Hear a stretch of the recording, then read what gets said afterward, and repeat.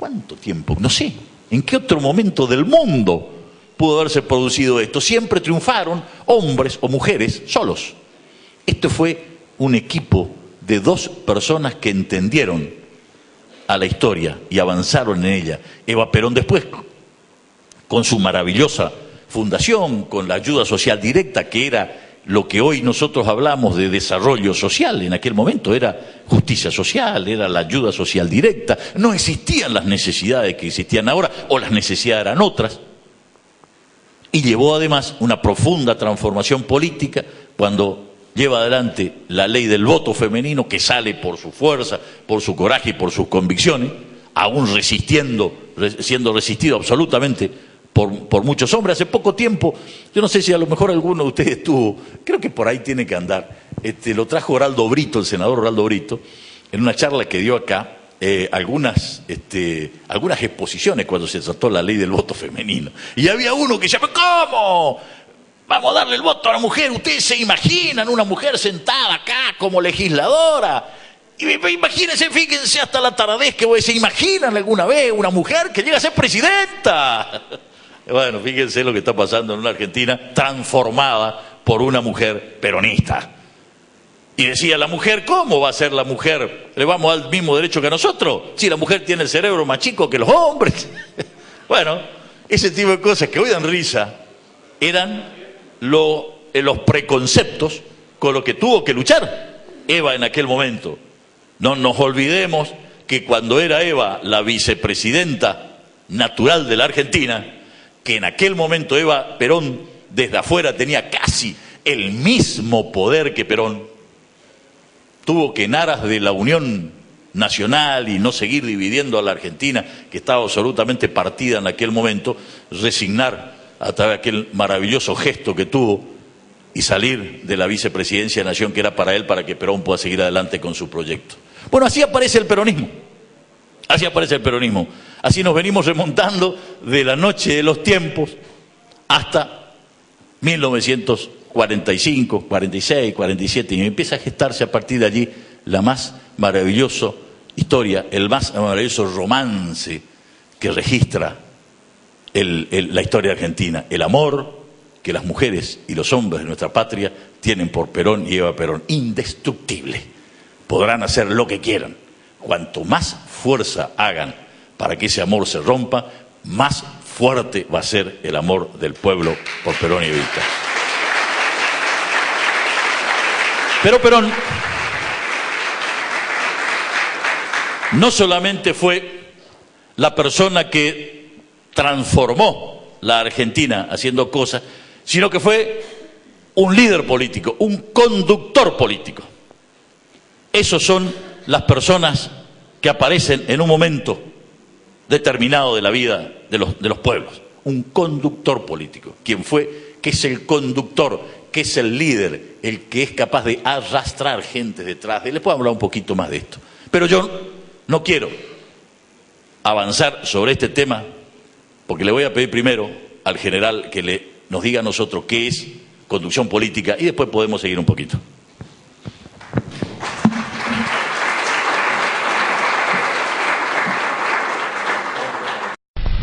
Ahora, el resto depende del óleo sagrado de Samuel que hayamos recibido como artistas al nacer. Conducir no es, como muchos creen, mandar. Conducir es distinto a mandar. Mandar es obligar. Conducir es persuadir. Y al hombre siempre es mejor persuadirle que obligarle. En la conducción política esta es una regla que no se puede romper en ningún caso. De la economía de fuerzas, la sorpresa, la continuidad del esfuerzo, en fin, un sinnúmero de principios que se realizan todos sobre un núcleo central, que es el principio de la economía de fuerza, que dice que no se debe ser fuerte en todas partes para vencer políticamente. Es suficiente ser más fuerte en el momento y en el lugar donde se produce la decisión.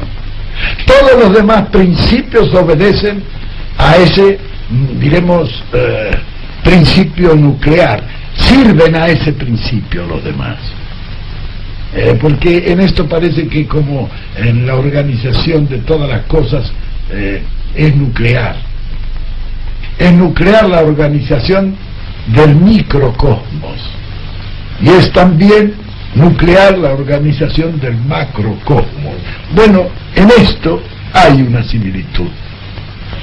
La técnica de la conducción, bueno, la técnica tiene unas variantes tremendas que se adquieren mediante el estudio, pero también mediante la práctica. Un ejemplo suele aclararlo todo, como decía Napoleón. Por ejemplo, yo en la conducción, la técnica que he empleado ha sido simple. Jamás en la conducción política hay que obligar a nadie. Hay que persuadir a todo el que se puede, para que hagan las cosas sin forzar los acontecimientos. Es decir, cuando yo quería que se hiciera una cosa, ya me ocupaba yo de que un tercero lo tomara y me vinieran a consultar a mí. Se puede hacer esto muy bien. Ya era la idea inicialmente mía. Pero claro, en esto satisfacía muchas ambiciones, muchos deseos. Siempre he pensado en este tipo de técnica de la conducción. Yo digo siempre que si Dios bajara todos los días a la tierra a resolver el problema planteado entre los hombres, ya le habríamos perdido el respeto.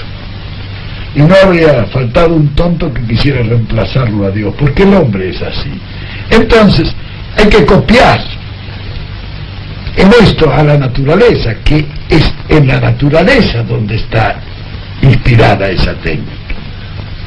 Lo demás, bueno, los demás procedimientos son similares a esto. En política no hay nada directo, no hay nada violento, no hay nada que llegue a forzar la voluntad de los hombres, sino a promover esa voluntad, concebirla y lanzarla. El conductor político es un hombre que hace por reflejo lo que el pueblo quiere. Él recibe la inspiración del pueblo, él la ejecuta, y entonces puede tener la absoluta seguridad que lo va a realizar mejor, porque los pueblos difícilmente se equivocan. Para conducir un pueblo, la primera condición es que uno haya salido del pueblo, que sienta y piense como el pueblo. Quien se dedica a la conducción debe ser profundamente humanista. El conductor siempre trabaja para los demás, jamás para él. Hay que vivir junto a la masa, sentir sus reacciones, y entonces recién se podrá unir lo teórico a lo real, lo ideal a lo empírico. Y en la conducción política tiene un sinnúmero de características originales que llevan a comprenderla. La política no se aprende, la política se comprende. Y solamente comprendiéndola es como es posible realizarla racionalmente. Decía el mariscal de Sajonia que él tenía una mula que lo había acompañado en más de 10 campañas. Pero decía también, la pobre mula no sabe todavía nada de estrategia. Lo peor es que él pensaba que muchos de los generales que también lo habían acompañado sabían lo mismo que la mula. Con la política pasa más o menos lo mismo. Hay hombres que toda su vida han hecho la política, pero nunca la han comprendido. Y otros que sin haberla hecho, la han comprendido. El éxito será siempre para este que la haya comprendido, no para el otro que pretendió aprender. Porque la política es una sucesión de hechos concretos, en cada uno de los cuales las circunstancias varían diametralmente. Hay cosas que son semejantes, ¿sí?, que pueden dar inspiración, pero igual no hay nada. De manera que la experiencia está en comprender la política para ser más sabio en todas las ocasiones, y no pretender aprenderla, porque sabemos que la sucesión de hechos concretos y diferentes no dan enseñanza para ninguna ejecución en el futuro. Es decir, la juventud debe saber que para poder conducir han de prepararse en esto. En esto, la conducción por amateurs no suele ser proficua en éxito. Es necesario dominar este arte. El que quiera ser dirigente y no domine el arte de la conducción, y bueno, no va a llegar nunca lejos. Por eso es difícil encontrar hombres que sean capaces en la conducción, porque esto no se aprende de otra manera que sometiéndose a una disciplina científica que dé los grandes conocimientos necesarios para abarcar el panorama. Abarcarlo al panorama, es decir, es ver el panorama con una sensibilidad que es indispensable y una imaginación sin la cual no vale nada ver las cosas. Entonces, con sensibilidad e imaginación, ver, base para apreciar, apreciar, base para resolver, y resolver, base para actuar.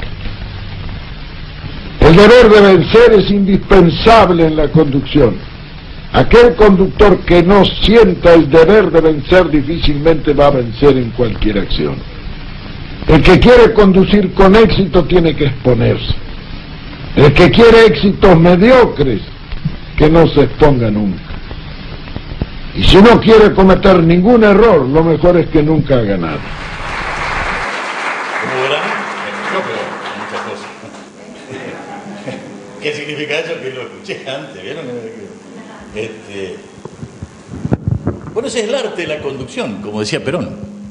El arte de la conducción política no es lo mismo liderazgo que conducción política.